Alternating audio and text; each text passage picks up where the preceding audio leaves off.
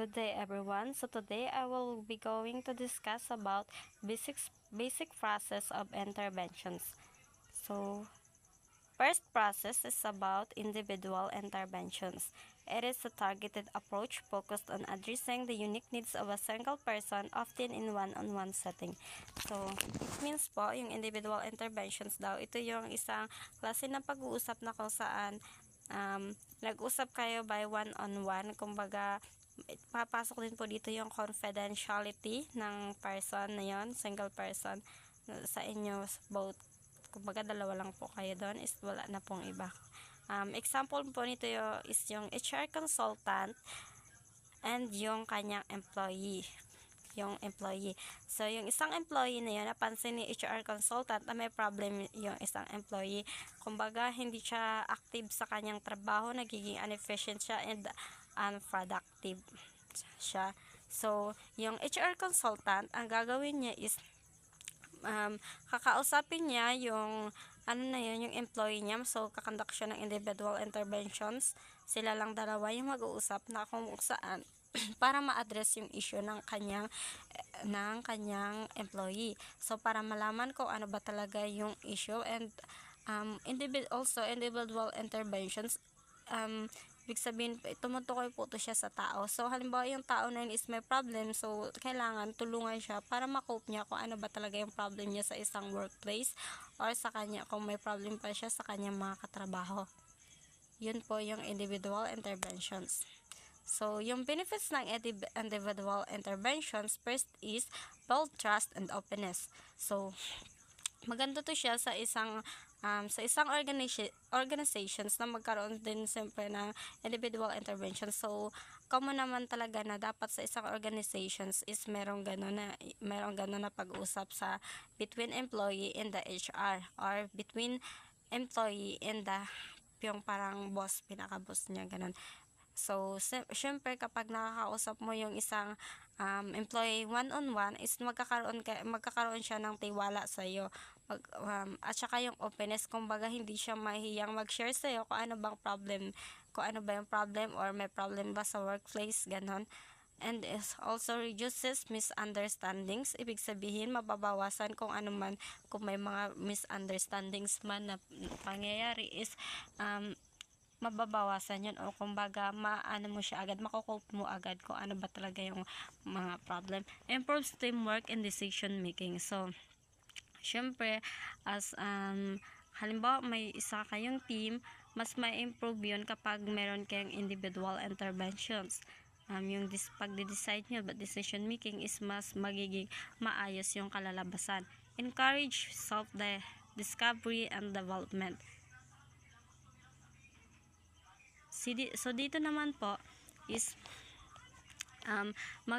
siyempre kapag yung individual interventions na yan, magkakaroon siya ng yung self-discovery. Kumbaga marami pa siyang madidiscover, parang mas nagiging nagiging inspirable siya sa kanyang trabaho, and parang mas madidevelop niya pa yon yung niya, para magiging mas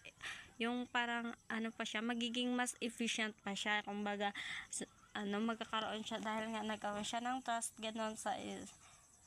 nagkakaroon siya ng trust is magiging efficient din siya sa trabaho niya, yung result. So, meron po dito is the Johari window, which is may 4. But first, kilalanin po muna natin kung sino yung nag-develop ng Johari window. So, yung nag-develop daw po ng Johari window is Joseph Love and si Harry Ingham, which is na-develop nila ito noong 1955, na ibig sabihin daw po, ito daw yung isang powerful visual tool para ma-develop mo yung self-awareness mo and para makabuild ka pa ng trust, at saka para mas mapaayos mo pa yung yung trabaho mo sa isang workplace and yung relationship mo sa mga katrabaho mo. Parang ito yung kung paano mo kilalanin yung sarili mo.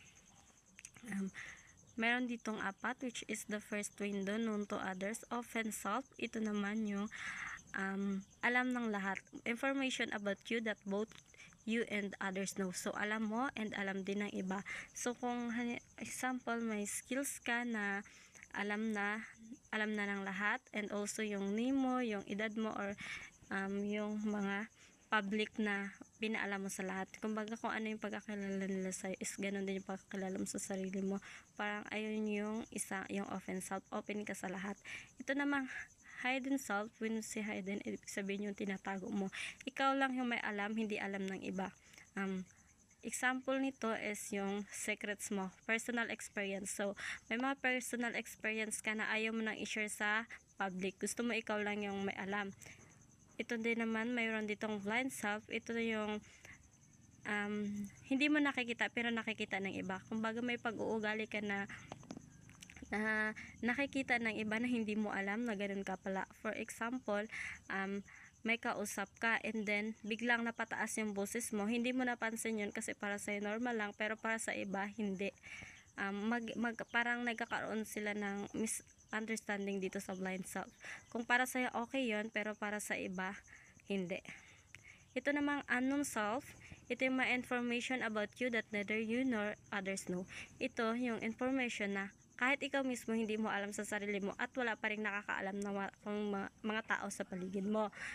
It means kahit isa po wala pang alam. Example nito is yung mga hidden talents mo pa, yung hindi mo pa na-discover, undiscovered talents, undiscovered skills, and yung mga undiscovered feelings, yung mga hindi mo pa alam in the future na magagawa mo pala. So parang for the future pa yun, parang in the future pa. So in the future mo pa yun siya malalaman, wala pang present, wala pa yung in the present, hindi mo pa alam kung ano ka ba, kung sino at ano pa ba yung kaya mong gawin. So ayun po yung sinasabi ng Johari, yung 4 na Johari window. So 4 po yan sila. So yung Johari window na po to is ginawa siya para mas magkaroon para mas maging makilala pa ng tao na yun or ng isang employee yung kanyang sarili, para kasi kapag nakilala mo yung sarili mo is magkakaroon ka din ng parang magiging efficient ka sa trabaho mo. Ganun, magiging productive ka, magkakaroon ka ng inspiration para lalong pang maging productive sa trabaho. And then yung second process po, yung group intervention. Last na process na po to siya. Ito po yung ibig sabihin ng group intervention. It is a therapeutic approach where a therapist or counselor facilitates a group of individuals to address common issues or problems together. So, ibig sabihin po nito, para therapeutic, ibig sabihin makakagaan yan sa loob mo para mas mababawasan yung sakit or yung problem na dinadala mo. Nagkakaroon sila ng counselor facilitates of a group of individuals. So, kumbaga, isa-isa, parang ano siya, yung open forum, di ba? May ganun minsan, open forum, or yung sa isang organizations, meron kayong isang buong grupo na yon, at yung group na yon, or magkakaroon, bakit halimbawa may isa kayong kasama na bakit ganito yung yung result ng trabaho niya ngayon, bakit inefficient siya, bakit unproductive siya. So magkakaroon kayo, so aalamin yun as a group, whole group, parang magkakaroon kayo ng open forum at kakausapin nyo yung bawat isa kung ano ba talaga yung problem, bakit yung isang tatanungin nyo siya, bakit ba siya, uncomfortable ba siya sa trabaho niya, which is aalamin nyo talaga kung anong problem niya, kung may mga common issues kayo sa isa't isa, problems together, yun po, aalamin yun para ma-address agad kung ano ba talaga yung problem na isa sa grupo ninyo. Kaya nga group intervention. Next is itong benefits of group intervention. So meron po tayong 4. Una is enhance social skills and support. So syempre, dahil nga by group yung group intervention na yon, isang buong grupo, so makakagain siya, ma-enhance niya pa yung social skills niya and yung support niya, yung makakagain din siya ng support from their group. Cost effective and efficient, and learning and growth, reducing isolation and stigma. Ito yung stigma na po to, ito yung mga tawag dito, negative thoughts, para mabawasan mga negative thoughts niya, kung ano man yung nasa isip niya na bad, is ma-reduce po yun. So yun lang po yung report ko na about basic process of of interventions. Thank you.